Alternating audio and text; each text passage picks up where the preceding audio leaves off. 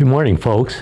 When I was getting dressed this morning and looking in my closet, I found this special Star Sailors League shirt. And the reason the Star Sailors League is important is that they were the first real organization to promote the Star class in Europe 10 or 15 years ago. They had an event where the best sailors from around the country competed for prize money in a Star regatta at the Nassau Yacht Club in the Bahamas.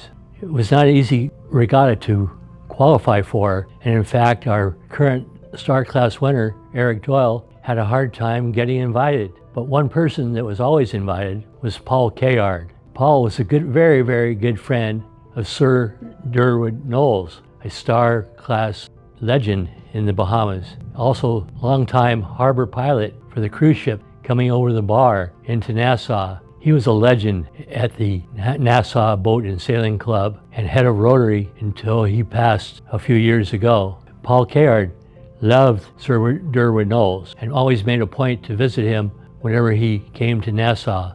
And here it is, ironically, that Paul Cayard in 1992 was still sailing in the America's Cup with me on Stars and Stripes and went on to help the Olympics and become president of the Star class where he serves today. And ironically, he won the first race of the Star Worlds last Sunday in the roads off San Diego.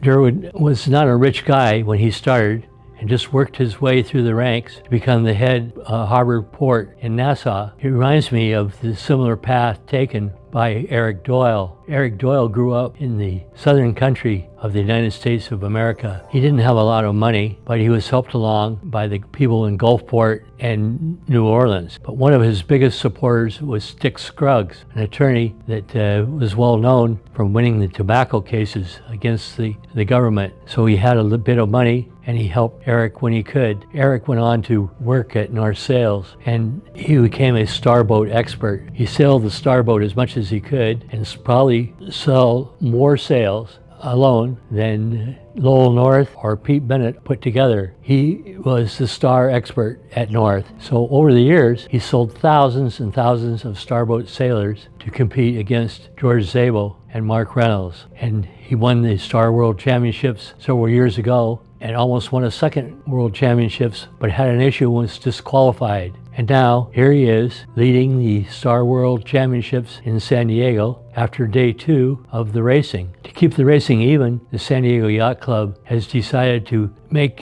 the boats haul out on an alternative basis. So if you have an even number, you can haul out on Monday, and Tuesday you stay in the water. If you have an odd number, you can come out on Tuesday. This is in an attempt to keep the boats even because the warm temperature that we have here in San Diego in September makes for a lot of growth. I have included a picture of how the boats lined up in front of the Star Hoist at the Yacht Club, which you'll get a kick out of seeing. As far as the results go, we have Eric Doyle leading Will Stout and George Zabel in the handicap. Also, John Kostecki has moved up. He has Austin Sperry crewing for him, who was the son-in-law of John Dane when Austin and John won an Olympic medal together 20 years ago. And it's no coincidence that Austin Sperry and John Kostecki are having a very fine result. Paul Cayard won the first race, as I said, but he had a little stumble yesterday. I haven't really heard what happened, but it's possible that he got over the line early and had to find a lane back to the top and ended up 15th. So 5 of the top 6 guys that I predicted would win the Star Worlds are really performing well. The other person that has a chance to win is Augie Diaz from Miami. He races out of the Coral Reef Yacht Club and Key Biscayne Yacht Club and has won several other world championships like in the snipe class. So Augie is not a lightweight. He has a real chance to win. In the Star class Sailors Leagues events, he was always amongst the top people, and with a bit of a bad break in the first race, he's climbed back into the top 10. So the top guys that will win are all in the top group right now in the top 6 boats. Augie's in 9th, but don't count him out. So as the regatta continues on, I'll try to give you an update and give you a prognostication on who might win in my podcast next Thursday evening or Friday morning, so you can follow my predictions. But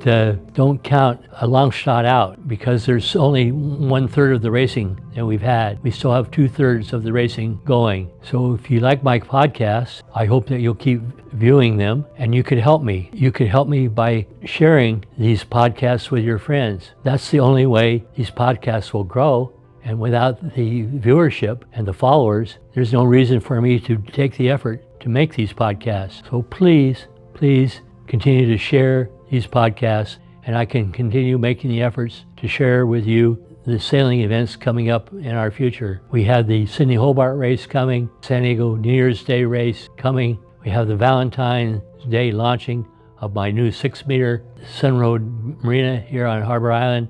So there's lots of things to cover, but I really need your help and assistance by building my viewership of these podcasts. Thank you very much, and continuing to watch my views.